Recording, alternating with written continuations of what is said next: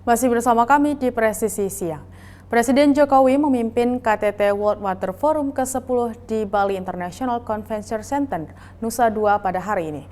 Presiden Jokowi menyambut langsung kedatangan para kepala negara.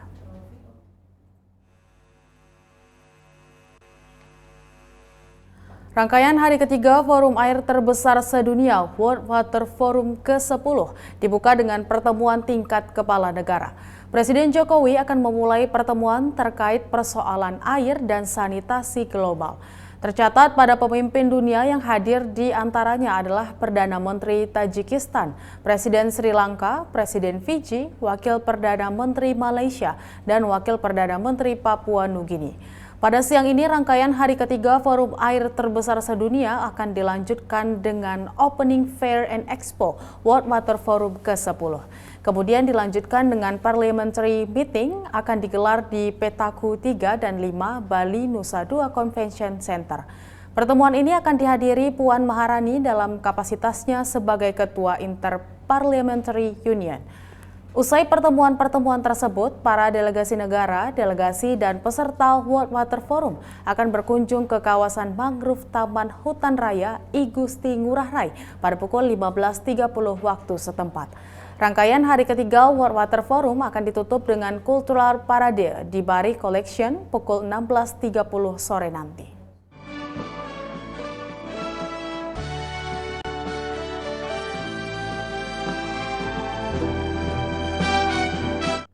Presiden Joko Widodo resmi membuka KTT World Water Forum ke-10 di Bali International Convention Center, Nusa Dua, Bali. Jokowi mengatakan forum ini untuk meneguhkan komitmen bersama dalam merumuskan pengelolaan air yang inklusif dan berkelanjutan.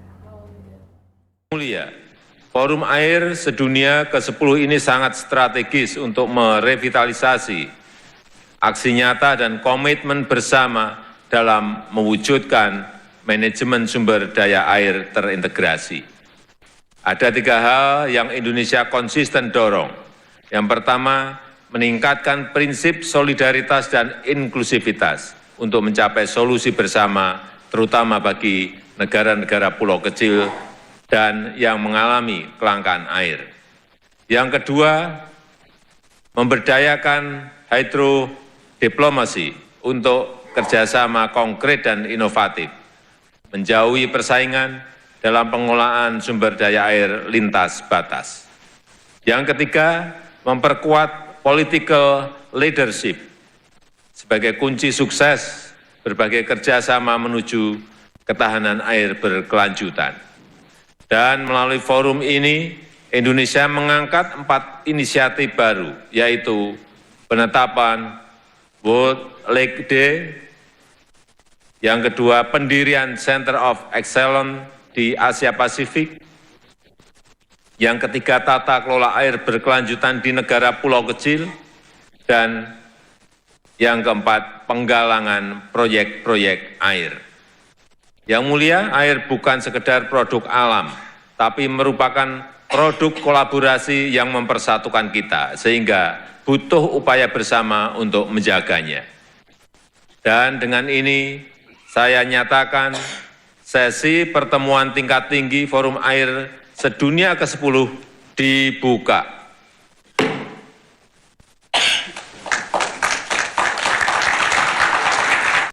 Konferensi tingkat tinggi World Water Forum ke-10 di Bali resmi dibuka oleh Presiden Joko Widodo Senin pagi. Indonesia membawa 4 isu dalam KTT ini. Air yang menjadi kebutuhan pokok peradaban manusia perlu dijaga kelestariannya. Selain itu, hal ini bukanlah hal baru bagi kepolisian. Untuk informasi selengkapnya, kita bergabung dengan reporter Faris Hasni dari Bali. Faris, aksi apa saja yang selama ini sudah dilakukan jajaran kepolisian di berbagai jajarannya untuk menjaga kelestarian air? Baik, rekan Tamara dapat melaporkan cepat sekali apa yang dikatakan bahwa kepolisian tentunya sudah melakukan berbagai upaya untuk membantu masyarakat untuk mendapatkan akses ke air. Akses bantuan dari kepolisian ini tentunya dibutuhkan karena di beberapa lokasi di Indonesia sering terjadi kekeringan akibat kemarau panjang. Kita ketahui Indonesia memiliki dua musim, itu musim penghujan dan musim kemarau. Nah, pada musim kemarau, beberapa lokasi di Indonesia mengalami kekeringan yang cukup parah sehingga air menjadi sangat sulit untuk diakses. Padahal air kita ketahui adalah kebutuhan dasar yang sangat dibutuhkan oleh masyarakat untuk makan, minum, tentunya untuk memenuhi kebutuhan termasuk sanitasi. Dan ada beberapa contoh kasus diantaranya yang dilakukan oleh personel pos polisi Delomil dan BKO Brimob Polda NTT beberapa waktu lalu yang menyalurkan bantuan air berupa air bersih kepada warga masyarakat Dusun Delomil, Kabupaten Belu. Kita ketahui di kawasan Nusa Tenggara Timur adalah kawasan yang sering dilanda kekeringan akibat musim kemarau. Lokasi lainnya juga yaitu yang terjadi apa yang dilakukan oleh kepolisian di tahun 2023 lalu, di mana di Jawa Tengah Polri melalui Polres Grobogan menyalurkan bantuan air kepada warga yang mengalami kekeringan yang terjadi di Kabupaten Grobogan.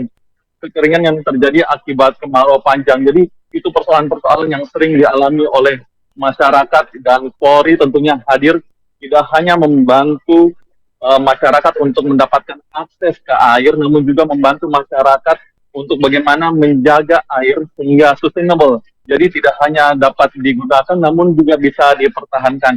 Ini yang peran-peran yang dilakukan oleh kepolisian untuk memastikan masyarakat tidak hanya mendapatkan akses kepada air, namun juga bisa menggunakan dan memanfaatkan air dengan sebaik-baiknya sehingga pada musim kemarau masyarakat masih bisa bertahan dengan persediaan air yang cukup. Selain bantuan air juga disalurkan oleh pihak kepolisian langsung kepada warga. Sebenarnya masih ada banyak lagi contoh-contoh yang dilakukan oleh pihak kepolisian untuk membantu masyarakat agar tetap bisa mendapatkan akses pada air. Namun yang jelas, yang terpenting adalah bagaimana Polri membantu masyarakat untuk mempertahankan agar air yang digunakan dapat bertahan di saat kering dan bisa digunakan di saat yang sangat dibutuhkan, apalagi di saat musim kemarau tentunya. Kembali pada Anda di studio. Terima kasih Faris Hasti atas laporan Anda. Selamat kembali bertugas. Ribuan personil dikerahkan dalam pengamanan Gala Dinner World Water Forum ke-10 di Taman Budaya Garuda Wisnu Kencana, Bali. Kegiatan ini untuk memastikan kegiatan welcoming dinner dapat berjalan aman dan lancar.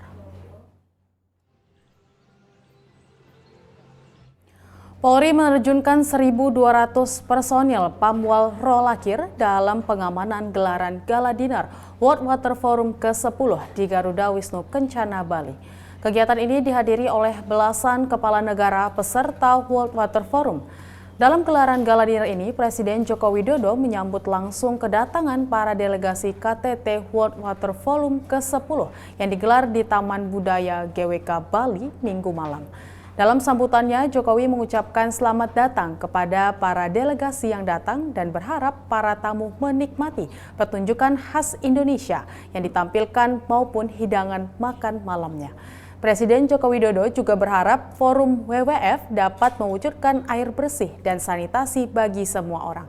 Hingga berakhirnya kegiatan, Gala Dinner ini berlangsung secara aman, lancar, tanpa gangguan.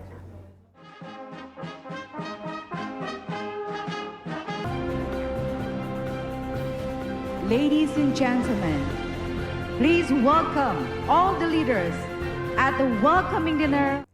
Pengamanan gelaran KTT World Water Forum terus dilakukan pihak kepolisian melalui Operasi Puri Agung 2024, termasuk kesiagaan pada saat kegiatan darurat. Melalui Subsatgas Polairut, Polri menyiapkan dokter beserta ambulans udara yang dapat digunakan dalam keadaan emergensi.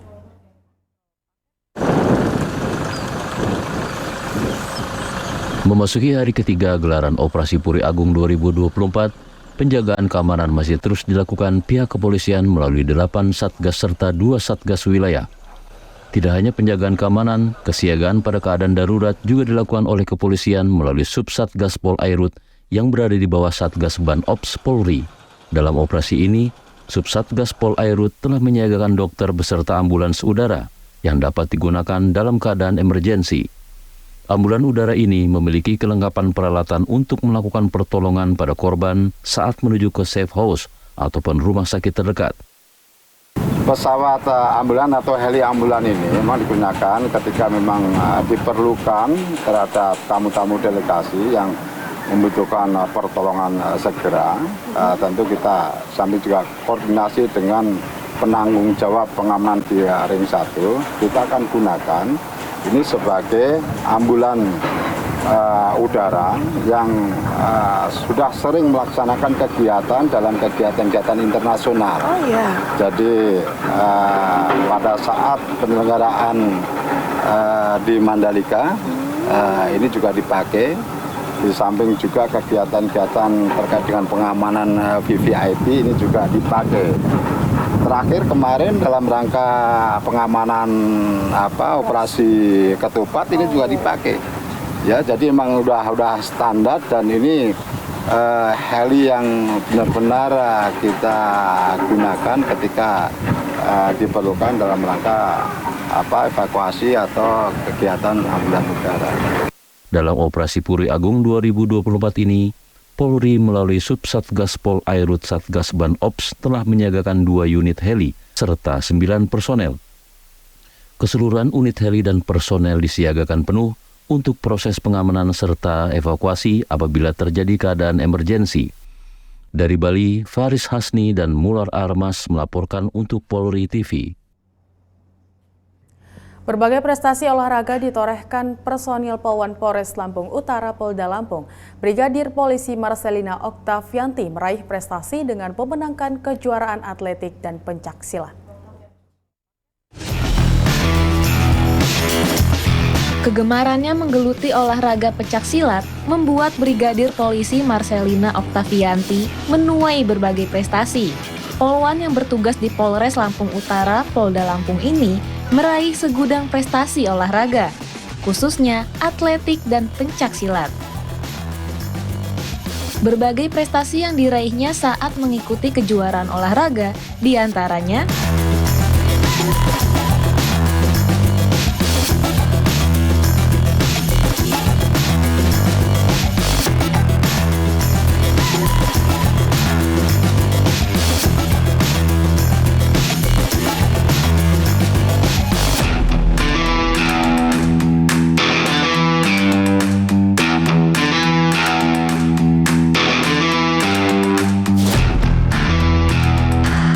Brigpol Marcelina Oktavianti tidak hanya menekuni bela diri silat saja, tetapi polwan asal Kalimantan Barat ini juga berprestasi di cabang olahraga lempar cakram dan tolak peluru.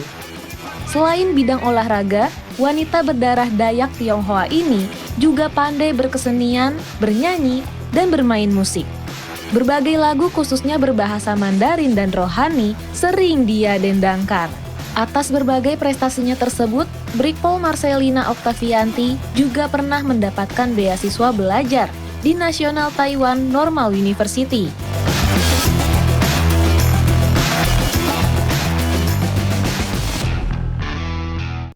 Direktorat Lalu Lintas Polda Riau bersama Dinas Perhubungan Darat Provinsi menggelar penertiban kendaraan truk overdimension overloading atau odol di sejumlah titik. Informasinya selengkapnya setelah jeda berikut ini. Overdimensi, jadi kendaraan kita hentikan, kemudian terindikasi overdimensi, tim penguji akan melakukan